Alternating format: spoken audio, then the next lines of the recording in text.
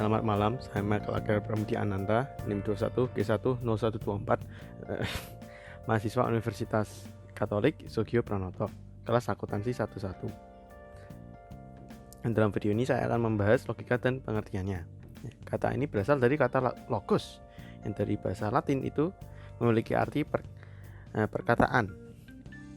Etimologisnya itu dari kata sifat logika yang memiliki arti pikiran atau kata. Dari kata logos ini lahir kata sifat logis. Kata logis digunakan dalam arti yang kurang lebih sama dengan masuk akal. Irving M. Corby ini mendefinisikan dalam bukunya bahwa logika merupakan suatu studi tentang metode-metode dan prinsip-prinsip yang digunakan dalam membedakan penalaran yang tepat dari penalaran yang tidak tepat. Di mana menggarisbawahi itu pengertian logika yang semata-mata sebagai ilmu. Definisi tadi itu tidak memiliki maksud untuk mengatakan bahwa kalau seseorang yang sudah mampu bernalar atau berpikir secara tepat bila telah mempelajari logika mereka, tetapi harus diakui bahwa orang yang telah mempelajari logika itu sudah memiliki pengetahuan yang mengenai metode-metode dan prinsip-prinsip berpikir yang kemungkinan lebih besar untuk berpikir secara tepat. Suatu studi yang tepat tentang logika tidak hanya memungkinkan seseorang memperoleh pengetahuan mengenai metode-metode dan prinsip-prinsip berpikir yang tepat, melainkan juga membuat orang yang bersangkutan itu mampu berpikir sendiri secara tepat, membedakan penalaran yang tepat dari penalaran yang tidak tepat. Dan juga logika itu tidak hanya menyangkut soal pengetahuan, melainkan juga soal kemampuan atau keterampilan. Logika itu penting ya sifatnya untuk kita bernalar ya. Yang tadi logos itu yang dari bahasa Yunani kuno berarti hasil pertimbangan akal pikiran yang diutarakan lewat kata dan dinyatakan dalam bahasa. Ilmu pengetahuan mempelajari kecakapan untuk berpikir secara lurus, tepat, dan teratur. Logika sering disebut jembatan penghubung antara filsafat dan ilmu yang artinya teori tentang penyimpulan yang sah, di mana sesuai dengan pertimbangan akal dan runtut. Logika pula dapat didefinisikan sebagai teori penyimpulan konsep yang dinyatakan dalam kata, istilah, maupun himpunan. Lapangan penyelidikan logika itu adalah manusia itu sendiri, di mana dipelajari menurut aspek tertentu, yaitu budi atau berpikirnya, terutama berkaitan dengan aturan berpikir. Aspek berpikir dari manusia itulah yang kemudian disebut dengan istilah objek material logika. Aturan berpikir dipelajari dalam logika agar manusia dapat berpikir dengan semestinya, sehingga tercipta teknik-teknik berpikir yang menuntun secara berpikir lurus. Taraf kebenaran yang akan dihasilkan oleh logika adalah ada taraf kebenaran formal atau kebenaran bentuk. Kebenaran materi dan kriterianya akan diperoleh menurut bidang ilmunya masing-masing, terutama dalam kajian epistemologi. Logika itu bersifat priori, di mana kebenaran logika tidak dapat ditemukan dan diuji secara empiris, tetapi kebenaran itu diuji secara akal. Objek logika menurut Muhammad Zainuddin itu terdiri atas objek material, di mana itu terdiri dari penalaran dan cara berpikir. Lalu kedua itu objek formal, itu terdiri dari hukum, prinsip, dan asas. Dan juga yang ketiga itu produk, di mana terdapat produk berpikir yang terdiri dari konsepnya. Yang ketiga produk, dan juga yang ketiga produk yang terdiri dari produk berpikir. Ada konsep, proposisi yang diekspresikan dalam bentuk ungkapan lisan atau tulisan. Objek material atau materi logika adalah penalaran atau cara berpikir. Menurut Alex Lanur, yang dimaksudkan dengan berpikir di sini ialah kegiatan pikiran, akal budi manusia, di mana manusia ini mengerjakan pengetahuan yang telah diperolehnya. Dengan sudah mengolah dan mengerjakan itu terjadi dengan mempertimbangkan, menguraikan, membandingkan, serta menghubungkan pengertian yang satu dengan yang lainnya. Menurut Widjatno, objek formal logika ialah mencari jawaban, di mana bagaimana manusia dapat berpikir dengan semestinya. Mencari jawaban atas suatu pada dasarnya itu merupakan suatu proses. Berpikir lurus, tepat merupakan objek formal dari logika, di mana pemikiran itu sesuai dengan hukum-hukum serta aturan-aturan yang sudah ditetapkan dalam logikal. Kalau peraturan-peraturan itu ditepati, itu dapatlah berbagai kesalahan atau kesesatan itu dihindari. Objek formal logika adalah hukum, prinsip, dan asas. Pada pokoknya asas logika ada 3, yaitu asas identitas, pengingkaran, dan menolak. Nah, kemungkinan ketiga dalam perkembangan ketiga asas ini mengalami perkembangan. Selanjutnya, produk berpikir dapat berupa konsep proposisi yang diekspresikan dalam bentuk ungkapan lisan atau tulisan. Logika pula memiliki kegunaan, yaitu untuk membuat daya pikir menjadi lebih tajam dan berkembang melalui latihan-latihan berpikir. Oleh karenanya, yang akan mampu menganalisis serta mengungkapkan permasalahan secara runtut dan ilmiah, lalu juga bisa membuat seseorang berpikir tepat sehingga mampu meletakkan sesuatu pada tempatnya, membuat seseorang mampu membedakan alur pikir yang benar dan alur pikir yang keliru, membantu setiap orang mempelajari logika untuk berpikir secara rasional, kritis, lurus, tetap dan tertib dan metodis dan koheren. Juga dapat meningkatkan kemampuan berpikir secara abstrak, cermat, dan objektif. Lalu menambah kecerdasan dan meningkatkan kemampuan berpikir secara tajam, mendorong orang untuk berpikir sendiri dan menjadi kreatif menggunakan asas-asas sistematis, lalu meningkatkan cinta akan kebenaran dan menghindari kesalahan-kesalahan berpikir, lalu juga mampu melakukan analisis terhadap suatu kejadian dan membuat dari fakta mereka sendiri. Berlanjut dalam mendalami logika dan sejarahnya, pada saat Yunani kuno itu terdapat Zeno dari Citium yang juga sering disebut sebagai peletak batu pertama logika. Tetapi pesan logika ini telah dipikirkan filsuf Medzab Elea. Persoalan yang diusung oleh mereka adalah masalah identitas dan perlawanan asas dalam realitas. Hal ini terungkap dalam pemikiran dialektis Parmenides. Zeno yang tadi filsuf besar dari aliran Stoicisme membagi ajaran ke dalam 3 bagian. Ini pertama fisika yang dilukiskan sebagai lading dan pohon-pohonnya, kedua logika sebagai pagarnya, dan ketiga etika sebagai buahnya. Yang menjadikan pikiran secara eksplisit sebagai fokus pemikiran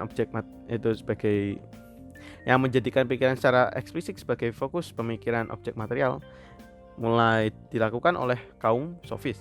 Salah satunya itu Gorgias, yang dikatakan bahwa manusia tidak memiliki pengetahuan apa-apa, yang dituangkan dalam ketiga konsepnya, yaitu seandainya manusia memiliki pengetahuan, ya itu tidak tahu bahwa ia punya pengetahuan. Seandainya manusia memiliki pengetahuan dan tahu, pengetahuan itu tak terpahami. Seandainya manusia memiliki pengetahuan, tahu dan dipahami, tetapi tidak bisa dikatakan. Lalu Socrates menggunakan metode ironi dan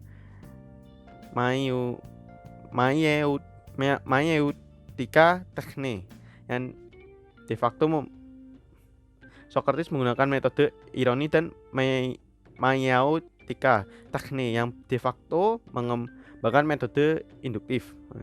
Lalu oleh Plato, metode Socrates itu dibuat lebih lurus ya, sehingga menjadi teori idea. Idea adalah prototip tipa, sedangkan benda-benda duniawi adalah ektipa. Gagasan Plato memberikan dasar pada perkembangan logika, yaitu bertalian dengan ideogenesis, masalah penggunaan bahasa dalam pikiran. Logika sebagai ilmu baru terwujud ini berkat karya Aristoteles. To Aragon itu yang tadi karya Aristoteles itu hingga kini masih diakui polanya, yaitu pertama tentang ide, kedua tentang keputusan, dan ketiga tentang proses pemikiran. Dirinya berpendapat bahwa alam semesta ini tidaklah dikendalikan oleh serba kebetulan, oleh keinginan atau kehendak dewa yang terduga, melainkan tingkah laku alam semesta itu tunduk pada hukum-hukum rasional. Kepercayaan ini menurut Aristoteles diperlukan bagi manusia untuk mempertanyakan setiap aspek dunia alamiah secara sistematis, dan kita harus memanfaatkan pengamatan empiris dan alasan-alasan yang logis sebelum mengambil keputusan. Lalu Theopratus mengembangkan logika Aristoteles dan kaum Stoa mengembangkan logika proposi dan bentuk-bentuk berpikir sistematis. Kemudian logika mengalami era dekadensi seiring dengan perkembangan ilmu dan yang menjadi dangkal dan sederhana. Socrates yang itu lahir di Athena itu merupakan generasi pertama dari 3 ahli filsafat besar Yunani, yaitu Socrates, Plato, dan Aristoteles. Socrates itu yang mengajar Plato, dan lalu Plato mengajarkan Aristoteles. Peninggalan pemikiran Socrates yang paling penting ada pada cara dia berfilsafat dengan mengejar suatu definisi absolut atas suatu permasalahan melalui suatu dialektika. Pengajaran pengetahuan hakiki melalui penerapan dialektis menjadi pembuka jalan bagi para filsuf selanjutnya. Perubahan fokus filsafat dari memikirkan alam menjadi manusia juga dikatakan sebagai jasa dari Socrates. Tapi setelah Socrates ini, logika pertama-tama disusun oleh Aristoteles di sekitar tahun 384 sampai 322 sebelum Masehi.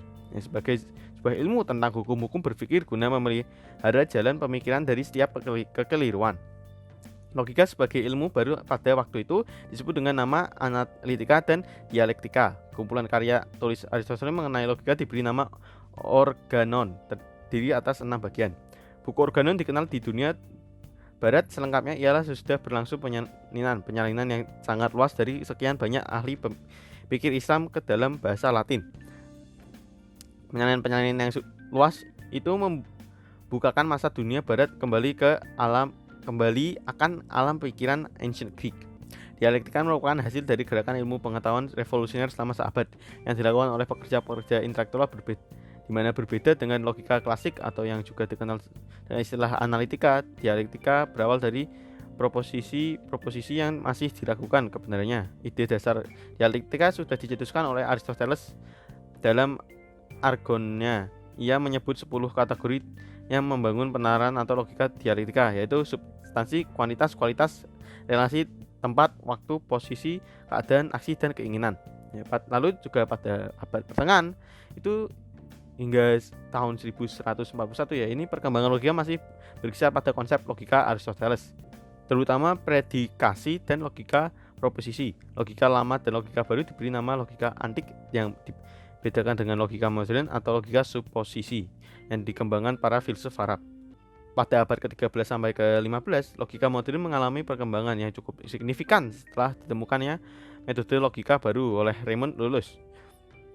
Metode yang dimaksud adalah ars magna, yang ini macam-macam aljabar pengertian untuk memberikan kebenaran tertinggi. Tokoh logika fenomenal yang pada zaman ini, zaman Islam, adalah Al-Farabi, yang terkenal mahir dalam bahasa ancient Greek, yang menyalin seluruh karya tulis Aristoteles dalam berbagai bidang ilmu dan karya tulis ahli-ahli pikir Greek lainnya. Al-Farabi adalah seorang komentator filsafat Yunani yang ulung di dunia Islam, meskipun kemungkinan besar ia tidak bisa berbahasa Yunani. Ia mengenal para filsuf Yunani, tadi ada Plato, Aristoteles, dan Plotinus dengan baik. Kontribusinya terletak di berbagai bidang seperti matematika, filosofi, pengobatan, dan bahkan musik.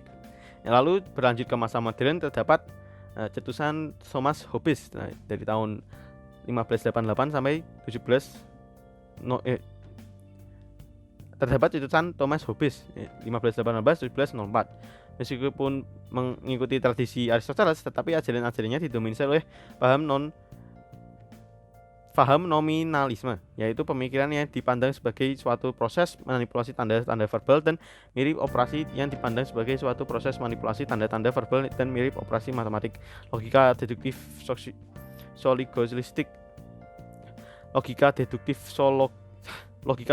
silogistik Aristoteles dan masih menunjukkan ada tanda-tanda induktif mendapat tantangan hebat dari Francis Bacon dengan logika induktif murninya dalam Novum Organum. Logika ternyata perlu dilengkapi oleh metode lain, yaitu analisis geometri dan aljabar beralat Descartes yang mempunyai kelebihan sebagai berikut, yaitu tidak terima apapun sebagai benar kecuali kalau diyakinkan sendiri bahwa itu benar, memilah masalah menjadi bagian-bagian terkecil untuk mempermudah penyelesaiannya, berpikir runtut dari yang paling sederhana sampai yang paling rumit, perinciannya lengkap dan pemeriksaan menyeluruh diperlukan supaya tidak ada yang terlupakan. Kant dan G.W.R. Hegel telah memberikan pencerahan di bidang pemikiran logika. Kant memunculkan konsep logika transcendral karena ajaran logikanya membicarakan bentuk-bentuk pemikiran pada umumnya. Sekian dari saya, mohon maaf bila terdapat banyak kesalahan. Terima kasih.